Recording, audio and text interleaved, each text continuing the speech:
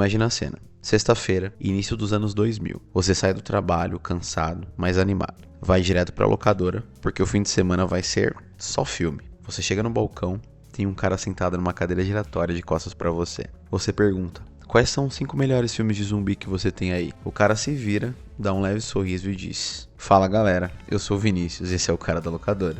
Hoje a gente vai de top 5 de filmes de zumbi. Antes de mais nada, queria agradecer aos mais de 80 inscritos. Vocês são 10. Se você tá chegando agora, se inscreve no canal, deixa o like, isso me ajuda demais. E se quiser apoiar ainda mais, você pode fazer um pix pro pixparomiranda@gmail.com. Qualquer valor já faz a diferença e me ajuda a continuar produzindo vídeos como esse.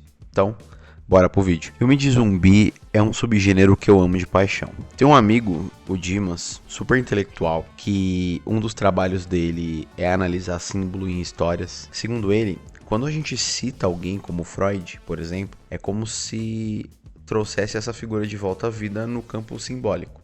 E o cérebro, fonte do conhecimento, acaba sendo essa representação do retorno. Então, o zumbi caçando os cérebros é uma metáfora perfeita. Ele quer voltar à consciência. Essa ideia de zumbi caçando o cérebro começou num filme de comédia, claro.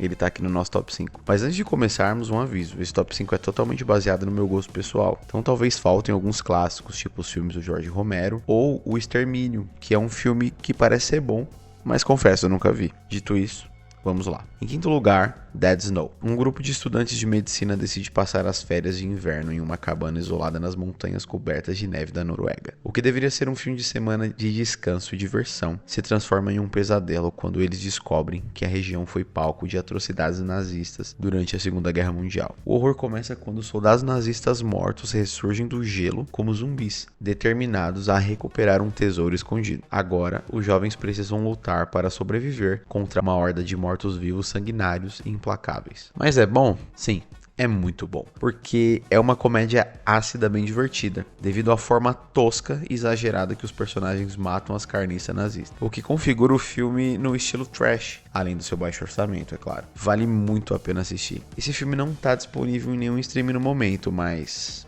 Em quarto lugar, Invasão Zumbi, ou Train to Busan, de 2016. Durante uma viagem de trem de Seul até Busan, um surto viral transforma pessoas em zumbis agressivos e extremamente rápidos. Entre os passageiros está o Seok-woo, um pai ausente que acompanha sua filha pequena para visitar a mãe da menina.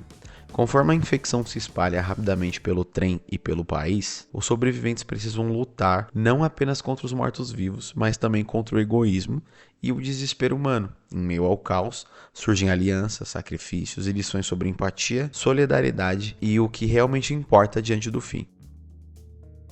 É fascinante como os cineastas sul-coreanos conseguem integrar a crítica à desigualdade social em um filme de zumbi. O egoísmo, presente em várias situações do filme, serve como uma metáfora para o individualismo tão forte na Coreia do Sul, resultado de um capitalismo imposto de forma forçada. E é possível traçar um paralelo significativo com o país da América do Sul, começado com a letra O, que também passou por uma ditadura durante a Guerra Fria, financiada pelos Estados Unidos, o Brasil. Em terceiro lugar, O Retorno dos Mortos-Vivos, de 1985. É nesse trash maravilhoso que surge a ideia de zumbis comerem cérebros, citada no começo do vídeo. Em um armazém de suprimentos médicos, o experiente Frank mostra ao novo funcionário Fred alguns recipientes cilíndricos do exército que contêm cadáveres conservados. No local, os dois liberam acidentalmente um gás que reanima os mortos, transformando os seres em zumbis devoradores de cérebro. À medida em que a epidemia se espalha e as criaturas satisfazem sua fome de maneiras sangrentas e bizarras, Frank e Fred lutam para sobreviver com a ajuda de seu chefe Burt e o legista Earn. Ao mesmo tempo, os amigos de Fred se encontram presos no cemitério tentando sobreviver a essa epidemia de mortos-vivos. Porque é bom. Cara, é trashzeira total. Aquele tipo de filme que não tem medo de ser exagerado e ser engraçado. A forma grotesca que os zumbis morrem, a comédia e o baixo orçamento transformam esse filme em um dos maiores clássicos do subgênero trash. Agora, tem outra coisa que chama muito atenção nesse filme: a direção de arte. Eu acho louvável quando o filme opta por efeitos práticos em vez de efeitos de computador. Pô, a maquiagem dos zumbis e o cenário do cemitério são muito foda. Ela é grotesca, mas ao mesmo tempo tem um charme, como nos filmes do Tim Burton, sabe? Em segundo lugar, Hack, 2007. Uma jornalista e seu cinegrafista acompanham uma equipe de bombeiros durante uma madrugada comum em Barcelona. A ideia era registrar o cotidiano dos profissionais de emergência, até que um chamado os leva a um prédio no centro da cidade, onde uma senhora estaria passando mal. O que parecia ser uma ocorrência rotineira se transforma em um horror quando a idosa ataca brutalmente o policial. Logo, fica claro que ela está contaminada por algo desconhecido. O prédio é imediatamente isolado pelas autoridades. Ninguém entra, ninguém sai. Presos ali dentro, o repórter, o cinegrafista, 2 bombeiros, um policial e os moradores precisam sobreviver a uma crescente onda de violência e loucura, enquanto outras pessoas começam a apresentar os mesmos sintomas. Tudo isso registrados pela lente da câmera do cinegrafista. É bom? Sim, é muito bom.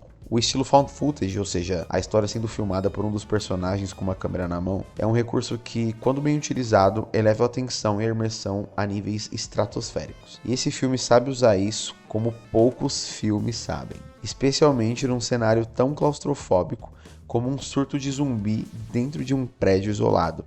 Esse filme é uma obra de arte do gênero de filme de zumbi.